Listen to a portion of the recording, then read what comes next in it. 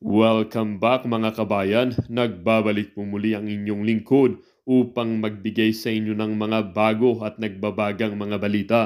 Wow naman, 20 milyon kada Kongreso na susuporta sa People's Initiative. Yan ang tambaluslos, yayamanin. Saan mo kaya kinuha yung mga pinang-bonus mo sa mga kapwa mo Kongreso? Malamang sa malamang, syempre sa kaban ng bayan. Saan pa kaya? Sa mga pumirma, 100 piso lang. Pero sa mga kurakot na Kongreso, tulad mo, 20 milyon, nakakatakot na talaga tong Kongreso natin. Paano pa kaya kapag naisa batas na ang Charter Change Bill, baka 100 million na kada Kongreso. Tas ang meeting place pa nila ay sa mansyon ni Tambaluslos na syempre bunga din ng pagbubulsa sa kaban ng bayan.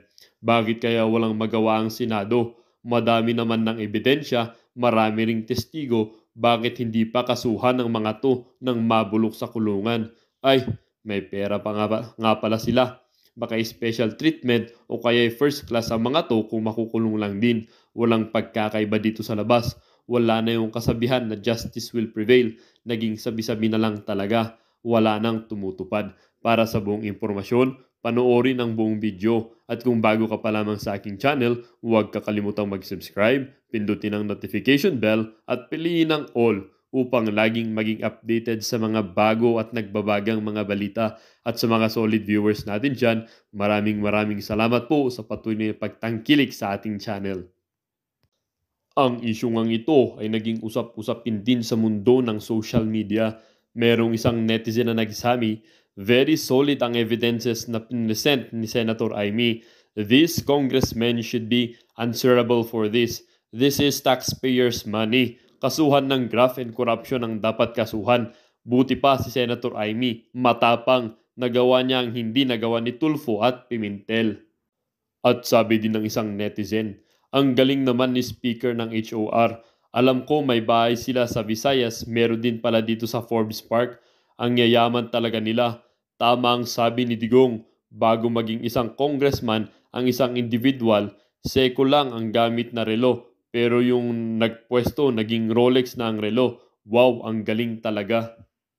At sabi din ng isang netizen, sana we feel your sincerity. Sana kayo na lang tumakbong pangulo ng ating bansa. Kayo ang makapagbabangon ng sinira nilang pangalan po ninyo. Kung pwede lang po, huwag ninyong hayaan na masira ang tiwala ng mamamayang Filipino sa inyo. You are the guardian angel of your brother. Na rin sa nasa likod ng Pumayag naman po si Speaker. Pumayag si Speaker. Nasa likuran na rin siya. Natulungan nga kami. Siya rin ay kasama na, nasa likod na rin.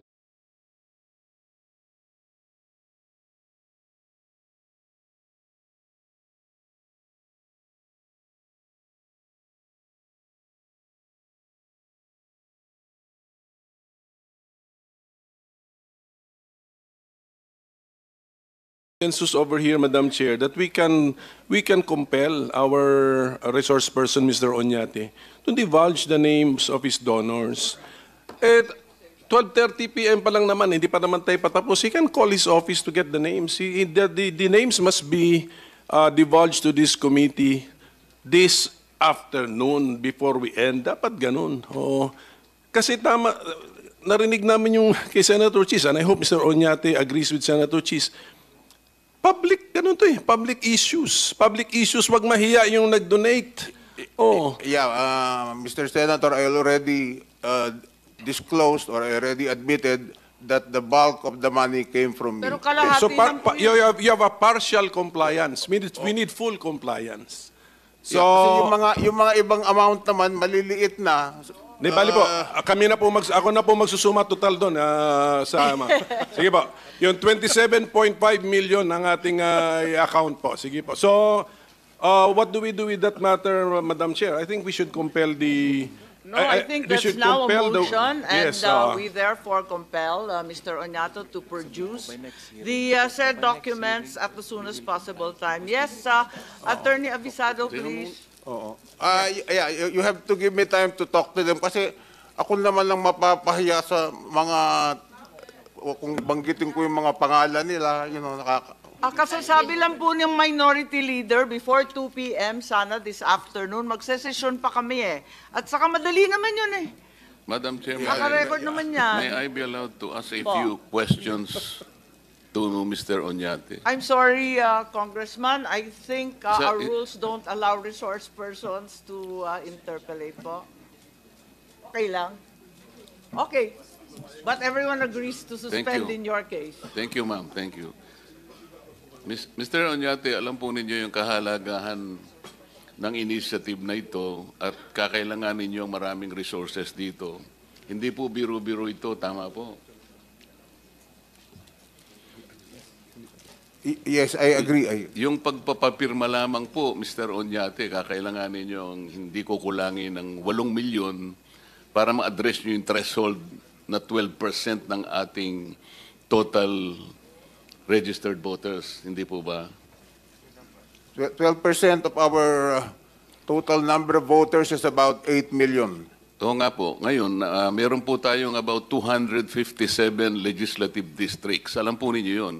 Kailangan po ninyong masatisfy yung second threshold na 3%. Kaya napilitan kayo, ayaw nyo man siguro, na magpatulong na kayo sa mga representatives ng kani-kanyang distrito. Tama po ba yun? Yes, that's correct. Sapagkat nagiging practical kayo siguro, sapagkat sa inyo lang, siguro kahit na yung et al na ito, ilan po ba kayo? Kahit na siguro 100 kayo, mahihirapan pa rin kayo na pumunta sa iba't ibang dako ng ating kapulungan para magpapirma lang kayo, lalo na kung ipaliliwanag pa ninyo, sapagkat hindi pipirma ang tao kapag hindi nila ganap na naunawaan kung ano ang kanilang pinipirmahan. Yung bahagi ng pagpunta sa kanila, pagpapaliwanag, yun po yung malaking panahon na kakailanganin ninyo. Kaya naisipan ninyong pumunta siguro sa mga miyembro ng House of Representatives. Tama po, Mr. Oñate? Tama po. Pero nakalimutan mo akong puntahan, di ba? Yeah, okay, kasi hindi ko, O ngayon, dahil wala akong hindi ko district. po kayo kasi. Ngayon, ganito po, Mr. Oñate, meron po ba kayong nalalaman na batas na pinagbabawal po yung ginawa ninyo na makipag-ugnayan sa mga kongresista? Wala naman po kasi Teka po, hindi People's po ako Initiative tapos is enshrined in our Constitution and it is the right of the people to So wala make that pong, initiative. Yun po ang sabi sa akin ng mga lawyer. so wala pong batas na nagbabawal sa inyo, lalong-lalo na po kung kayo nagpapatulong dahil sa paniwala ninyo, ito ay isang bagay na kinakailangan ninyong gawin. So lumapit po kayo, paniwala ninyo na wala namang batas na nagbabawal nito at hindi po kayo makukulong. Tama po. Tama po. Salamat po, Madam Chair. Thank you for all the leading questions. Maraming salamat sa ating kongresista. Napakagaling na abogado para kay Mr. Oñate. Madam Opo. Chair. Gusto ko lang balikan yung ating retrato na nandito sa harap natin. Galing po ito sa cellphone ninyo, January 8. Tama po ba, Mr. Oñate? Oo, tama. And that's in fact you in the picture, that's correct? You confirm that this is you in the picture? Yes. And you also confirm that it's Speaker Romualdez in the picture? Yes. And it is Congressman Saldico in the picture? Yes, yeah. Can you read the caption, please? Yung caption sa ilalim po. May nakasulat, Yes, di ba? that's true. That's correct. Initiative. Oo. Tama po ba? Tama po. At maliban sa pagkain, klaro na may mga dokumento sa table. Meeting po to, hindi lang party. Anong pinag-usapan? Meeting po yan kung paano kami makikipag-coordinate sa mga congressmen. Saan lugar to? Saan ginanap itong parting to? Para lang malaman namin. Sa ano po yan? Sa townhouse sa Forbes, sa Forbes Park. Kanino Malapit sa- nga? Kaninong lugar? Ipaliwanag. Wala namang masama magtipon-tipon sa bahay ng Miss Kishino. ano ho yan? Dalawang townhouse. Hindi, kanino na, po? Na Kaninong lugar? pinagdikit. Inyo? Bahay mo? Bahay mo po? It's a meeting Attorney place. Avisado, It's please. our meeting place. No, pero sino may-ari? Sino ang Sino may-ari ng bahay? Si Speaker Romualdez po. Bahay ni Speaker Romualdez. Yes. Ganon. So, ang naging Diyan po, host doon at po kami nagkumbida ay si Speaker Romualdez. Tama po Ako ba? po ang nagkumbida. Dapat Paano po ka magkukumbida? Di mo bahay. Oo nga. Bira naman. Oo nga po. Dapat po yan sa bahay ko. Dahil meron ho akong party house sa Dasma. Walang tao doon. Pero hindi ba maliwanag na kung bahay ni Speaker... Ang sabi ng staff, doon na lang gawin sa bahay ni Speaker. Dalawang bahay ni Speaker eh. Isa sa Okay. McKinley at isa... hindi At ba isa maliwanag? Ha? Hindi ba maliwanag kung bahay ni Speaker siya nagpatawag ng meeting, di talagang Ako po ang nakikialam si Speaker sa People's Initiative? Initiate ng meeting. Pero sinabi po na doon na lang gawin sa townhouse ni Speaker. But ako po ang nag-initiate. Ay, Dapat po sa ganon. bahay ko, pero sinabihan ako doon na lang pumunta. Sino nagdala ng papeles? Kasi bahay niya. Ikaw nagdala ng Ang papel? mga lawyer po. Yung mga lawyer. Ang mga lawyer po, dala-dala So, nila bahagi yung mga ka talaga papeles. ng Project PI. Yung Project PI na tinetext sa mga kongresista, pati ako nga na-text kasi luma na yung number ko eh. Bahagi kayo ng Project PI. Yeah. Kasi I sought the help of the speaker. Inamin ko Yeah, naman po. you've said that before. Natulungan kami Opo. dito sa signature gathering. Right. Okay, kilala ninyo itong sina Attorney Redentor Tuason? I don't know. Suset Sumalinog, Timothy Lagundi. Kilala ninyo itong mga to?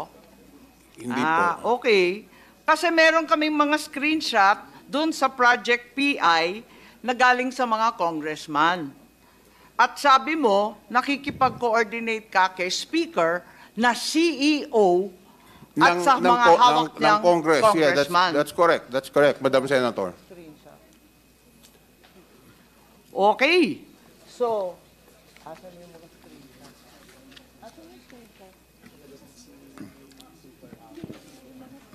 Madam Chair. Madam Chair. Madam Chair. yes po. Yes, Senator Bato, please. Ayan yung mga screenshot.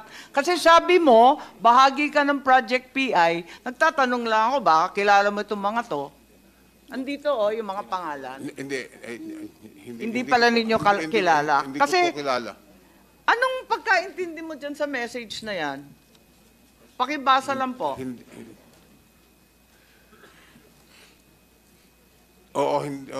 Hindi ko po alam, I don't know all of the details because,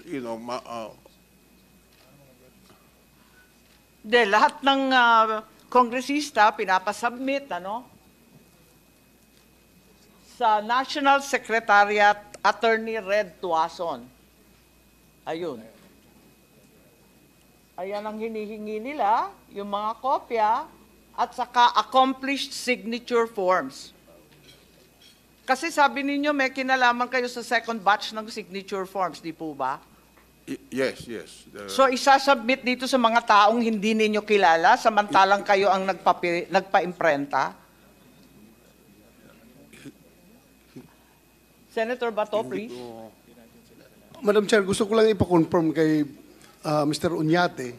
Since sinabi niya kanina na he sought the help of the Speaker para makakuha ng perma. So, pumayag siya. In fact, nag-meeting kayo, di ba? Yes. Pumayag siya. So, meaning, sinabi mo, perma ang nasa likuran nitong People's Initiative, humingi kayo ng suporta galing kay Speaker Romualdez, pinigyan kayo ng tulong, ng suporta para tumakbo ng inyong People's Initiative. Ibig sabihin, si Speaker Romualdez isa na rin sa nasa likod ng...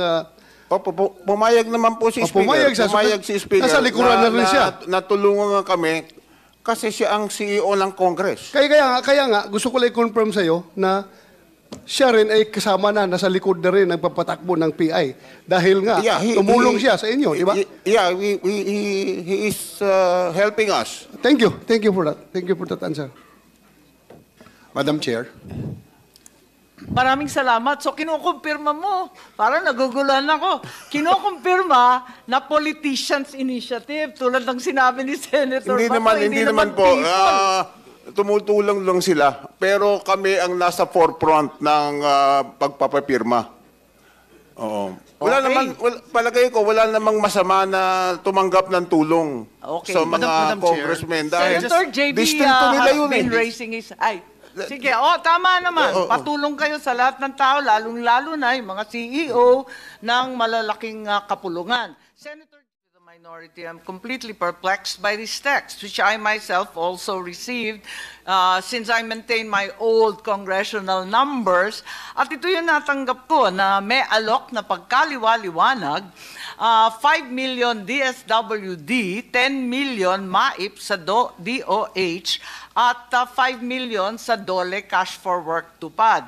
At ang mga pumirma ay napakaliwanag, inanyayahan rin namin, mga empleyado, yung INC yan, mga chief of staff yata ng kongresista to, Randy Londres, Attorney Ray Traje, Kirby Bragais, Ana Jimenez, Annie Rose Mercado.